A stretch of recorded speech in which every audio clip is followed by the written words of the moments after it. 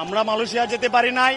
আপনারা জানেন গত 2 বছর আগে অতীত যে সরকার দেশ থেকে পালিয়ে গেছে সেই সরকারের দুর্নীতি এবং আমাদের যে টিকিট জটিলতা, তারা কৃত্রিমভাবে টিকিট জটিলতার কারণে আমরা যেতে পারি নাই। 18,000 ভাইয়েরা আমার, এখন আমাদের দাবি একটাই।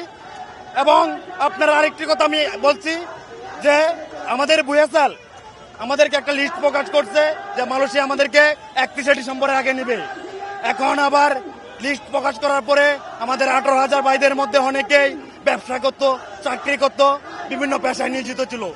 তারা সকল পেশা বাদ দিয়ে টিটিসিতে জাজির জ্বালায় 15 দিনে ট্রেডিং করছে।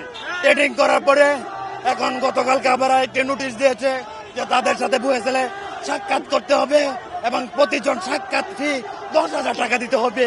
আমি ডাক্তার আসিফ নজরুল স্যারকে আপনাদের মাধ্যমে আমি বলতে চাই, সেই 10,000 টাকা কিসের জন্য? সেটা কি কোনো ব্যবসা, নাকি আবার তারা স্বৈরাচারী শেখ হাসিনার মতন তারা আবার প্রতারণার পাত পাচ্ছে? আমি সেটা সকলের কাছে জানতে চাই। আমাদের এই আসিফ নজরুল স্যার যখন আসে তখন বলছে কি, আমি যদি কোনো মন্ত্রণালয়ের দায়িত্ব পাইতাম, কোনো মন্ত্রীর দায়িত্ব পাইতাম, তাহলে হয়তো বাংলাদেশের জন্য আমি অনেক কিছু করতাম। এখন সেই স্যার আমাদের জন্য কি করছে? আমাদের বলছে যে 69,000 টাকা লাগবে, সেই টাকা 2 দিন পরে বলে